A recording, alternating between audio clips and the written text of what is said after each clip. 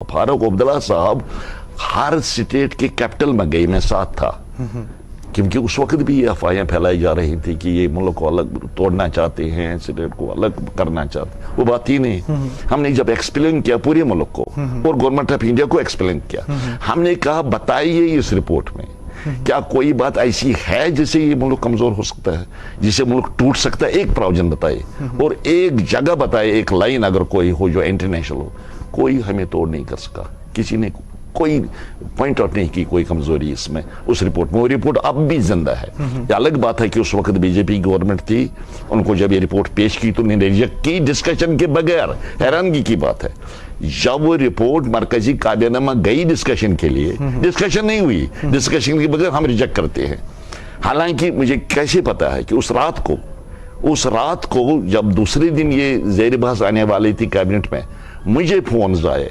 हमारा दफ्तर था जो दिल्ली में रेजिडेंट कमिश्नर का दफ्तर है, उनको कहा कैबिनेट मिनिस्टर इस रिपोर्ट की कॉपी मांग रहे थे।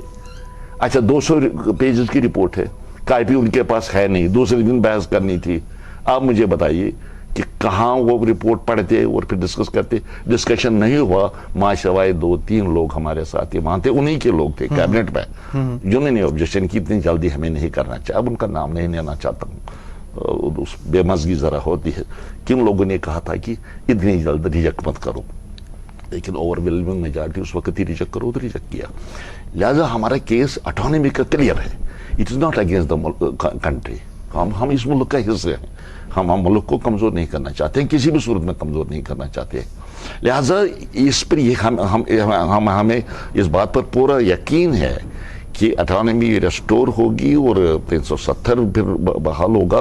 मुल्क कमजोर नहीं होगा बल्कि मुल्क मजबूत होगा, क्योंकि हम मुल्क का एक हिस्सा है जम्मू कश्मीर। हम अभी कहते हैं, वो भी कहते हैं, इसमें किसी को कोई शक नहीं है। तो अगर हम सेटिस्फाइड रहते हैं तो मुल्क की मजबूती है उसमें। जी बिल्कुल। अगर डिसग्रंटेड यहाँ के लोग रहेंगे तो वो मुल्क के हित में नहीं है।